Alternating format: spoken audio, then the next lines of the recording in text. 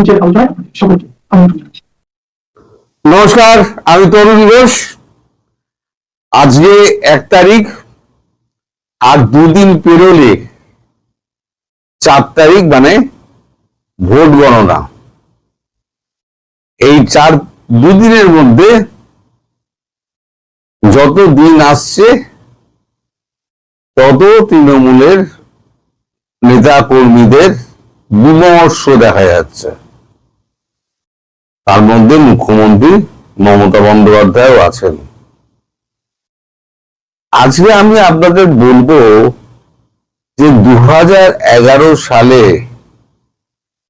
যে মুখ্যমন্ত্রী তুমুল জনপ্রিয়তা নিয়ে এসেছিলেন, মাত্র 15 বছরের মধ্যে তার জনপ্রিয়তার এই হাল কেন?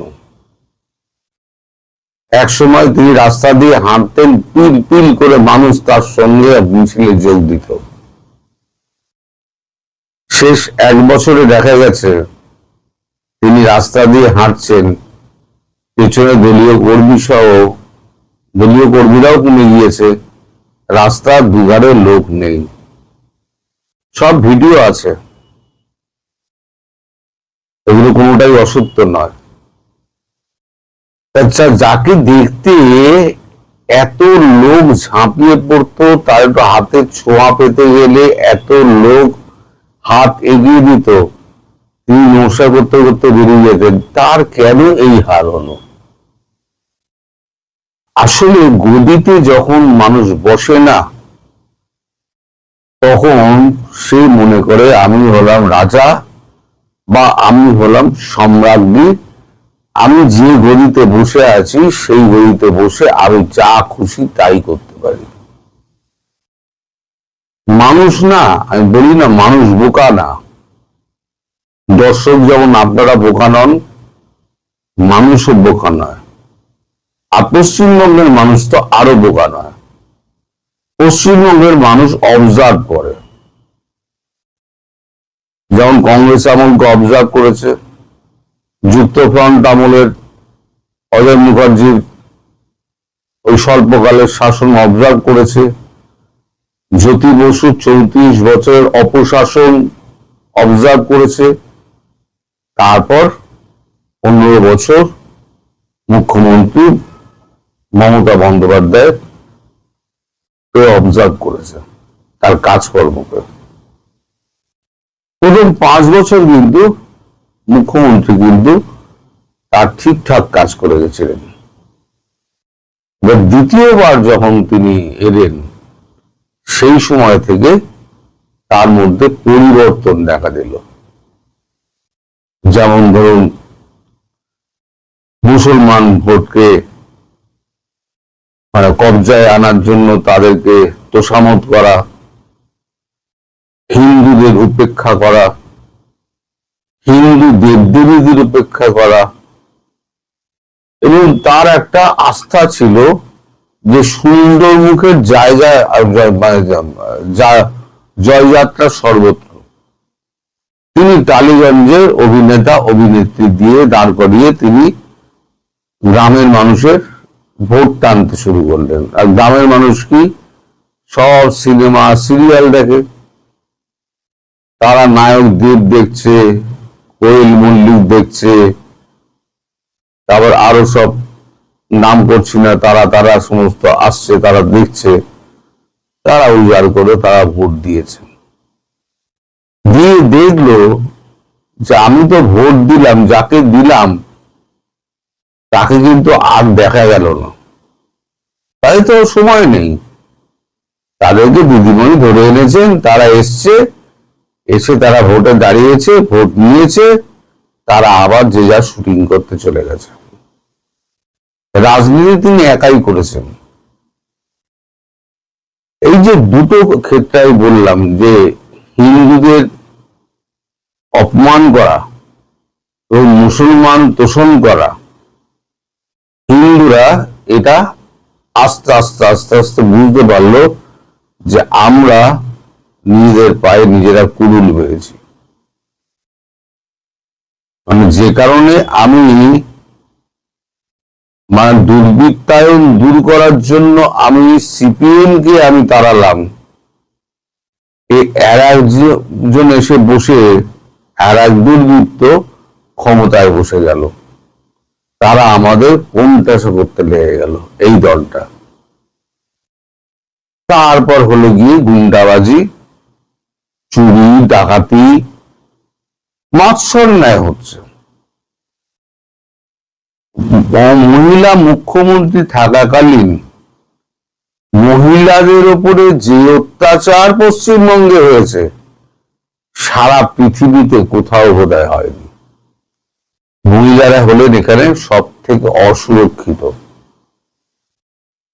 ধরুন আমি একটা আইন কিরকম ছিল, আপনি যদি মানে মমিনপুর পার হন, কলকাতা ঢোকার মুখে মমিনপুর যদি পার হন এবং যদি ধর্মতলা অবধি আপনি যান, হিন্দুদের জন্য একরকম আইন, মুসলিমদের জন্য একরকম আইন। আজকে আমি যা বলছি খোলাখুলি সোজা সবটা বলছি। ধরুন আমাদের জন্য বাইকে যেতে গেলে সিঙ্গেল হোক আর ডবল হোক আমাদের হেলমেট পরতেই হবে। হেলমেট সুরক্ষার জন্য পরা, সেটা আমি মানি। হেলমেট পরলে নিজেরই ভালো, সরকার যা করে সুরক্ষার জন্য করে। কিন্তু মুসলিমদের জন্য কোনো বিধি নিষেধ নেই। আমরা দুজনের বেশি আমরা বসাতে পারবো না, সেখানে তারা 3 জনও বসাতে পারে, 4 জনও বসাতে পারে। তাদের জন্য ট্রাফিক সিগন্যালের বাধা নেই, তাদের জন্য ফাইন নেই, তারা যা খুশি তাই করতে পারে। এবং আপনি যদি তাদের সঙ্গে তর্ক করেন, একটা মুসলমান 10 জনকে ডেকে আনবে, ডেকে এনে আপনাকে সোজা পিটিয়ে হাসপাতালে ঢুকিয়ে দেবে। পুলিশ সামনে দাঁড়িয়ে থাকবে, কেউ আপনাকে বাধাও দিতে দেবে না। আর পারলে বলবে ছেড়ে দিন, আপনি উঠে যান, বাসে উঠে যান। কিন্তু তাদেরকে নিবৃত্ত করার চেষ্টা করবে না। তার থেকে আস্তে আস্তে মানুষ বুঝতে পারলো যে হিন্দুরা তার কাছে অসুরক্ষিত হয়ে গেছে। এরপর তৃতীয় ভুলটা উনি করলেন সেটা হচ্ছে আইপ্যাক বলে একটি সংস্থাকে তার ভাইপো অভিষেক বন্দ্যোপাধ্যায় নিয়ে এলেন। তারা এসে সমস্ত যে কাজটা দিদিমণি করতেন সেই কাজটা তারা শুরু করলো। কোথায় দিদিমণির ছবি ছাপা হবে, কোন টেলিভিশনে গেস্ট হিসেবে কোন লোক গিয়ে উপস্থিত হবে, কারা কি বলবে, তারা ভাষণে কি লিখে দেওয়া হবে সেই ভাষণটুকু পড়বেন, এমনকি মুখ্যমন্ত্রীর গাইড তারাই করতে আরম্ভ করলো। এই দ্বিতীয় দফায় বাংলার মেয়েকেই চাই, এটা কিন্তু তাদের মাথা থেকে বেরিয়েছিল। সে অর্গানাইজেশনের নাম হচ্ছে আইপ্যাক, তার প্রধান হচ্ছেন প্রশান্ত কিশোর। এখন তিনি আইপ্যাক ছেড়ে দিয়ে তিনি আবার রাজনীতিতে ফিরে গেছেন। আইপ্যাক এখন জৈনরা চালায়, যে জৈন অ্যারেস্ট হয়েছিল আমি বলেছিলাম। এখন তাদের যে সমস্ত বাচ্চা ছেলেপিলে আছে, তারা এই বয়স্ক সমস্ত যারা দীর্ঘদিনের বিধায়ক তাদেরকে নিয়ে জ্ঞান দিত। আপনি এই বলবেন, আপনি ওই বলবেন, আপনি এখানে যাবেন না, ওখানে যাবেন না, হাত পায়ে বেরিয়ে পড়িয়ে দেওয়া। এটা কিন্তু দলের নেতা মন্ত্রীদের একটা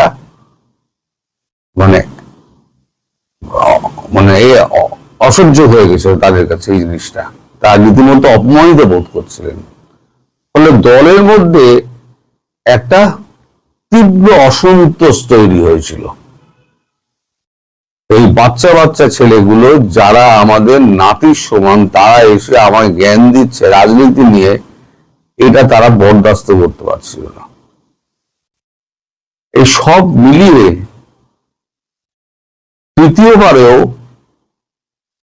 ভোট ম্যানেজ করে কাউন্টিং যার জন্য উনি এত ভয় পাচ্ছেন। কাউন্টিং এর জায়গায় গিয়ে উনি বসে রয়েছেন, যেখানে স্ট্রং রুম রয়েছে, বসে রয়েছেন কেন?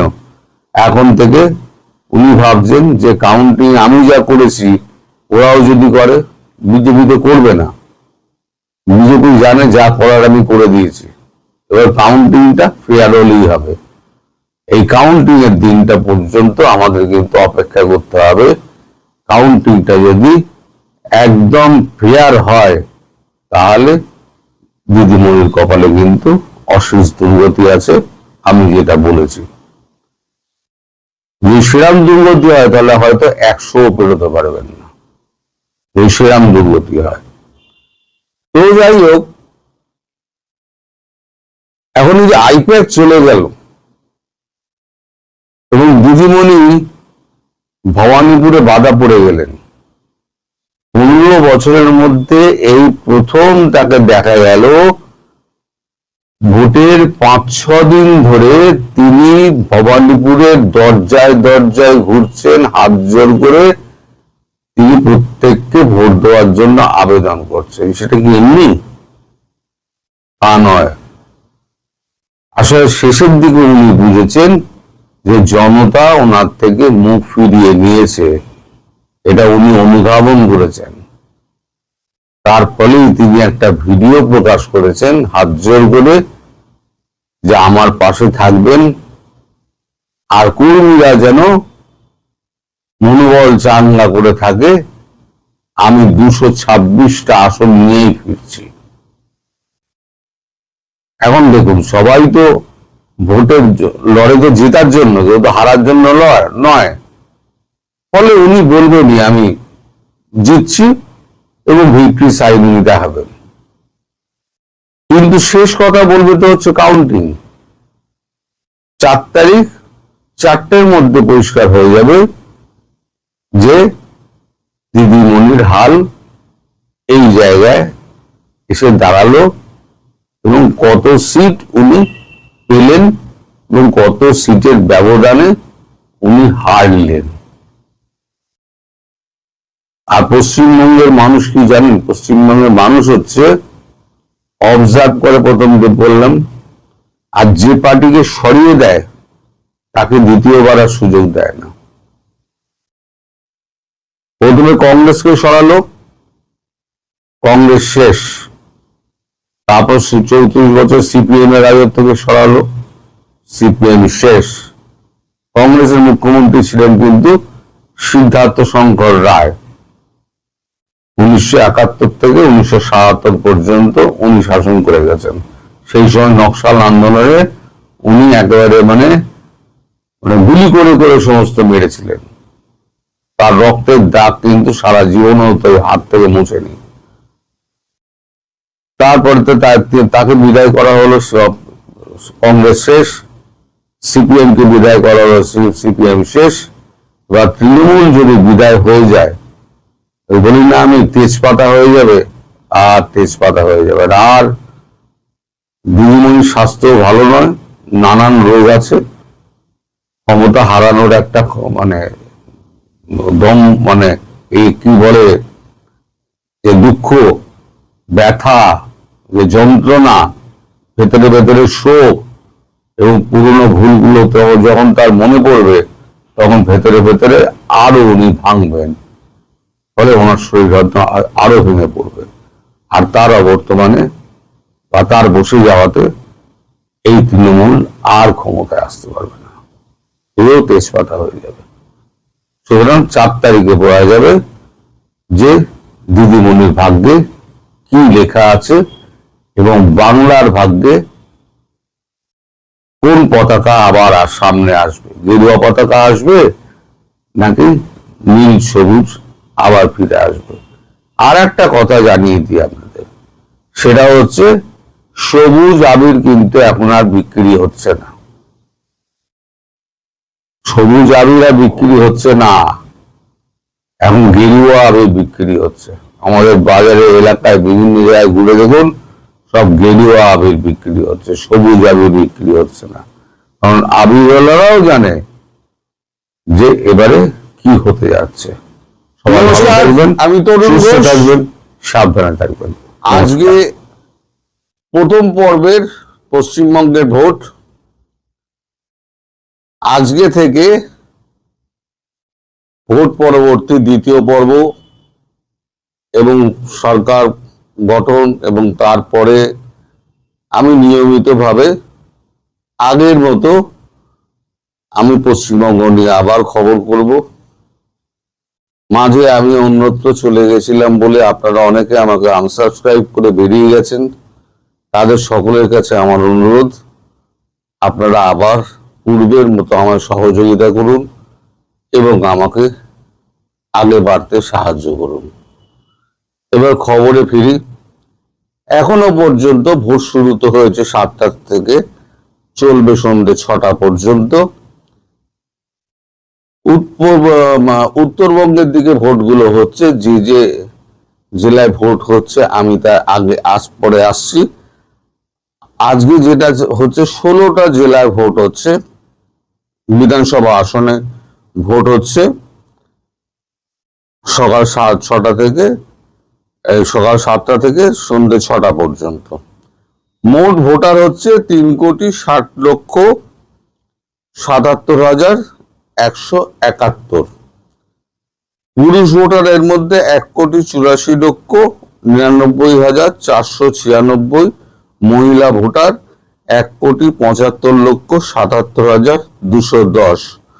তৃতীয় লিঙ্গ 465।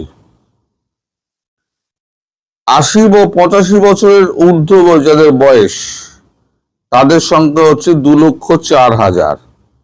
আর যারা 100 পেরিয়ে গিয়েছেন, এমন বয়স হয়েছে, তাদের সংখ্যা হচ্ছে সরকারি নথিতে, মানে আমাদের এতে নির্বাচন কমিশনের হিসেবে 4,025 জন। মোট প্রার্থী 1,478। এর মধ্যে পুরুষ ভোটার হচ্ছে 1,311, মহিলা ভোটার হচ্ছে 167। এখনো পর্যন্ত ভোট যা চলছে তা মোটামুটি বলা যায় নির্বিঘ্নে। এক হচ্ছে মেদিনীপুরের সবংয়ে কিছুটা গন্ডগোল হয়েছে, আর মুর্শিদাবাদে কিছুটা গন্ডগোল হয়েছে, কিন্তু অন্যান্য বারের মতো যেরকম গন্ডগোল হওয়ার কথা কেন্দ্রীয় বাহিনীর উপস্থিতিতে, এবারে সেই এবং নির্বাচন কমিশনের যে টাইট করে রাখা, তাতে এবারে অশান্তিটা আগের থেকে কম হবে বলে মনে করা হচ্ছে। আমি যখন সকালবেলা এটা করছি 12টার সময়, তখন আপনার ভোটের পার্সেন্টেজ হচ্ছে 30%, 35% পর্যন্ত ভোট পড়েছে।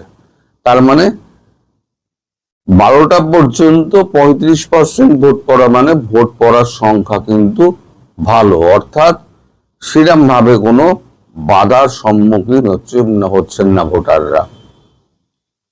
জায়গায় জায়গায় কিন্তু কেন্দ্রীয় বাহিনীর উপস্থিতি দেখা যাচ্ছে, পুলিশের উপস্থিতি দেখা যাচ্ছে, এবং যেখানে জমায়েত হচ্ছে সেখানে কিন্তু সঙ্গে সঙ্গে পুলিশ গিয়ে এবং কেন্দ্রীয় বাহিনী গিয়ে তাদেরকে হটিয়ে দিচ্ছে। কোনো রকম অশান্তি, বড় ধরনের কোনো রকম গোলযোগ এই 12টা অবধি এখনো পর্যন্ত আমার কানে আসেনি। আমি এতক্ষণ ধরে টিভি দেখছিলাম। আচ্ছা, এবার কোথায় কোথায় ভোট আপনি ম্যাপটা দেখেন, উত্তরবঙ্গের একদম কোচবিহার শুরুতে, মানে মাথায়, তারপর আলিপুরদুয়ার, তারপর জলপাইগুড়ি, তারপর এদিকে বেরিয়ে গেল কালিম্পং, তারপর দার্জিলিং, উত্তর দিনাজপুর, দক্ষিণ দিনাজপুর, মালদা, মুর্শিদাবাদ, পূর্ব মেদিনীপুর, পশ্চিম মেদিনীপুর, ঝাড়গ্রাম, পুরুলিয়া, বাঁকুড়া, পশ্চিম বর্ধমান এবং বীরভূম। এই অঞ্চলগুলোতে এই 16টা আপনার যে কেন্দ্র রয়েছে, এই 16টা আসন যেটা রয়েছে জেলার, 16টা জেলার মোট আসন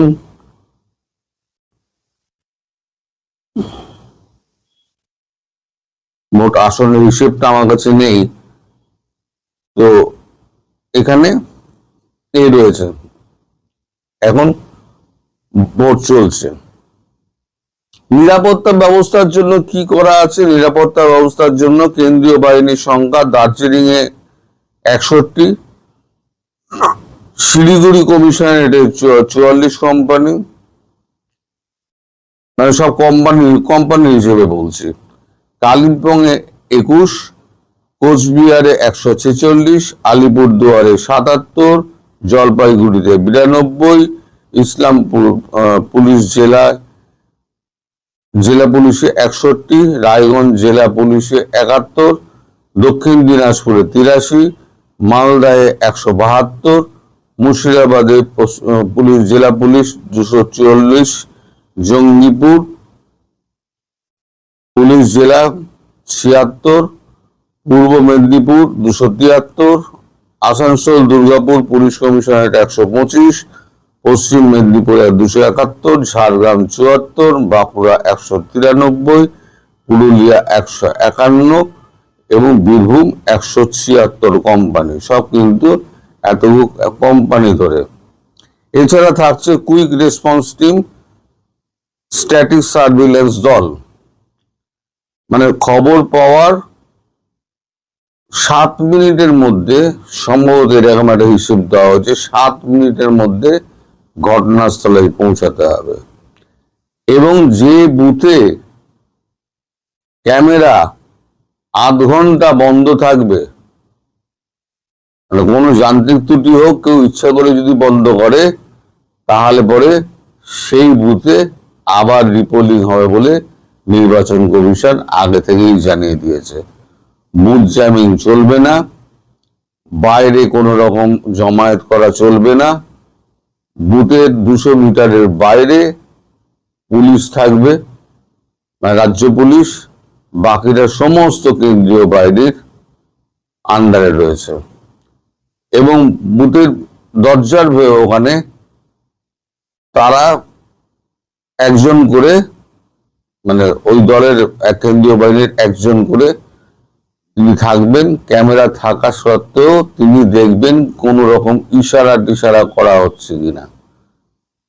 আর লাইনে যারা দাঁড়াবেন তারা গেটে ঢোকার মুখে ব্লক লেভেল অফিসার, বিএলও যারা আছেন, বিএলওদের কাছে নিজেদের পরিচয়পত্র দেখিয়ে তারপর গিয়ে লাইনে দাঁড়াবেন। মোটামুটি একটা কড়া ব্যবস্থা নেওয়া হয়েছে, যার জন্য বুথ জ্যামিং, আগে যেটা সংস্কৃতি ছিল বুথ জ্যামিং এবং ছাপ্পা ভোট, সেটা কিন্তু এবার হওয়া কিন্তু একটুখানি মুশকিল আছে। সব সেট আপ কমপ্লিট। আচ্ছা, প্রতিটি বুথে ক্যামেরার নজরদারি আমি তো আপনাকে বললাম। ভোট কক্ষের বাদে বাকি অংশের কর্মকাণ্ডের ভিডিও সরাসরি সম্প্রচার রিটার্নিং অফিসার, জেলা শাসক, কমিশনারেটের কন্ট্রোল রুমে, মানে একদম আপনার লাইন থেকে যেখানে আছে, যেখানে লাইন দিচ্ছে সেখানে ক্যামেরা থাকবে, সেটা যাবে লোকাল কন্ট্রোল রুম, সেটা যাবে আমাদের কলকাতার নির্বাচন কমিশন, একই সঙ্গে সেই ফুটেজ যাবে একেবারে নির্বাচন কমিশনে। তারা সবসময় মনিটরিং করবেন। যদি কোথাও একটা গোলযোগ দেখা দেয় তাহলে পরে সঙ্গে সঙ্গে সেখানে রিপোলিং এর ব্যবস্থা করা হবে। ভোট কেন্দ্রের মধ্যে বা বাইরে ভোটারদের বাধাদান, ভয় দেখানো, প্রভাবিত করা বা হিংসার ঘটনা ঘটলে পুনর্নির্বাচন সেখানে, যেটা বললাম। এলাকায় বাধাদান, গোলমাল ঠেকাতে ক্যামেরা, জিপিএস লাগানো গাড়ির নজরদারি সর্বক্ষণ। গোলমালের খবর পেলে 10 থেকে 15 মিনিটের মধ্যে ঘটনাস্থলে নিরাপত্তা বাহিনীকে পৌঁছাতেই হবে, না হলে পরে তাদেরকে শোকজ করা হবে। আমি যে 7 মিনিট বলেছিলাম সেটা এখন বাড়িয়ে 10 থেকে 15 মিনিট করা, সম্ভবত 10 মিনিটই আর কি, 7 থেকে 10 মিনিটের মধ্যে তাদেরকে পৌঁছাতে হবে। অর্থাৎ কাছাকাছি সমস্ত কুইক রেসপন্স টিমগুলো থাকছে। এই ভোটটা আজকে সন্ধ্যে 6টার মধ্যে কমপ্লিট হয়ে যাবে রাত্রিবেলার দিকে ধরুন এই আমি তো সেফোলজিস্ট নই, আমি আগাম কোন রকম আসন সংখ্যা বলতে পারবো না, আর অত আমার মাথায় ঢোকে না। আমি অত মাথা খাটাতে যাই না। আমি খুব পরিষ্কার হিসেব করি, সেটা হচ্ছে সরকারি কর্মী যারা আছে, ভোট মেশিনারি, তাদের দু চারজনকে ফোন করে তাদের রিয়াকশন নিই, এবং সেন্ট্রাল আইবি তাদের একটা হিসেব থাকে, সেখান থেকে আমি একটা মোটামুটি হিসেব নিয়ে একটা গড় হিসেব করে আপনাদের আমি রাত্রিবেলার দিকে জানাবো যে কোথায় কত ভোটের মানে ভোট কিরাম হয়েছে। আমি তো এক্সিট পোল করতে পারি না, তাহলে আবার নির্বাচন কমিশন আমাকে ধরবে। আমি এটুকু বলতে পারি কিরাম আঁচ পাওয়া যাচ্ছে। একটু রাতের দিকে আমি সেই ভিডিওটা করবো, এই ধরুন 10টা, 10:30 কি 11টা নাগাদ ওই ভিডিওটা, কারণ বিভিন্ন জায়গা থেকে খবর নিতেও আমার সময় লাগবে। মোটামুটি একটা ছবি আপনাদেরকে আমি এই প্রথম দফার ভোটে দিতে পারবো, যে এই প্রথম দফার ভোটে কি হতে যাচ্ছে। এই প্রথম দফার ভোট কিন্তু নির্ভর করছে দ্বিতীয় দফার ভোটের উপরে প্রভাব ফেলবে। এখন দেখা যাক, ভোটটা শেষ হোক, আমি খবরটা পাই, তখন আপনাদের সামনে রাত্রিবেলায় ওই খবরটা নিয়ে আসবো। সবাই ভালো থাকবেন, সুস্থ থাকবেন, সাবধানে থাকবেন, এবং আশা করব পূর্বের মতো আপনারা আমাকে আবার সাপোর্ট করবেন। যথারীতি আপনাদের সবাইকে ধন্যবাদ জানিয়ে শেষ করছি। নমস্কার।